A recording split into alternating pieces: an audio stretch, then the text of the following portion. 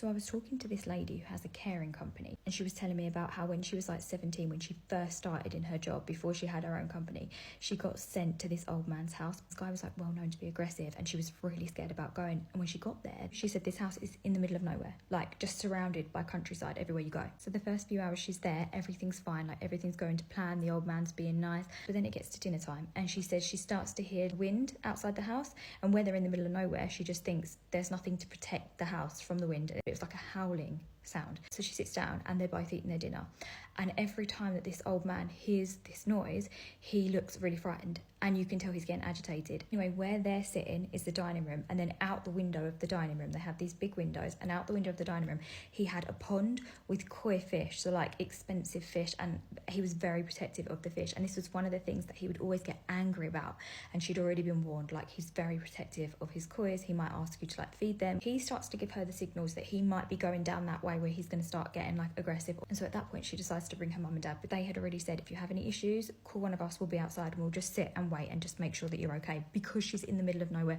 with a man that she doesn't know. The second thing that happens is the old man starts to repeat the same things about his fish. He starts to say that somebody's come in and they always take his fish. He had been warned that he might go on like loops about his fish. So she thinks that that's starting to happen. The third thing that happens is that the noises outside the house, they start to sound more like a growl than the wind. And she's starting to get freaked out, not only by the man, but now also the noises outside. Dad arrives outside the house. He doesn't say anything. He doesn't make himself known. He just sits there, and it's time for the old guy to go to bed. So she starts getting him in like his bedtime routine, and the entire time he is screaming, shouting, pleading with her, don't let them take my fish. And then he starts to talk to somebody over her shoulder. He's angry, like he's telling whatever it is over her shoulder to F off, and he's screaming and he's shouting and he's going mad. Whilst this old man is hurling the abuse, all of a sudden the bedroom door slams shut, as if somebody was in a mood and just ran out of that room and slammed the door. And then they hear footsteps the entire way down the stairs. And the old man, he doesn't want to get into bed, so he is fighting her at every opportunity. And eventually he agrees to get into the bed only if she goes downstairs and sits in the dining room and watches the pond and makes sure nobody and nothing touches his fish. So she agrees, because what else can she do? And she decides that when she thinks he's asleep, she'll go back upstairs and she'll sit outside his bedroom door like she's been instructed to do. The other thing that the old man had said to do was, do not turn the lights off. Whatever you do, leave the lights on. So she agrees, and she thinks, when he's asleep, I'll just turn the lights off.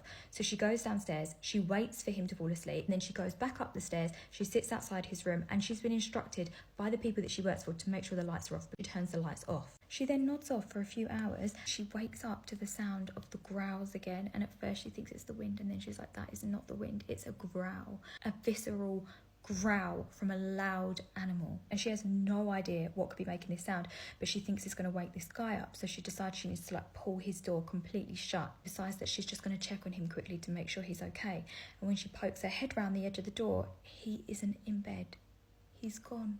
So she puts the lights on and she starts to tiptoe down the stairs, and when she gets to the hallway, she can just about see the kitchen, and so she tilts her head a little bit more so that she can have a full view, and she sees the figure of some sort of monster, and she said it looked like a gargoyle. It was like a giant animal looking gargoyle, way too big to be a fox, way too big to be a dog. This thing notices her. There's a minute where they look at each other and she screams and the thing lets out a shriek, and then the thing just disappears. At this point, her dad, who is still outside in the car, he hears the screams and he comes running into the house, and the back door is open. The thing has just run out of the back door and it's left it open. On the side in the kitchen, whatever it was, it had left the bones of the man's fish. Left nothing but the bones on the kitchen side. Together they have to go looking for the old man, and then eventually they find him in the fetal position crying about his poor fish. Called the agency and told them all about the night that she had had, and how she didn't think that this man was like crazy. He seemed completely in his right mind, and she agreed with him. She did think that something was coming into his house and taking his fish, and that was why he kept losing his mind every night. They sacked her. They thought that she was crazy too. What is that? What is a gargoyle? What kind of mythical, scary thing is that has an affinity for kois? Poor sod.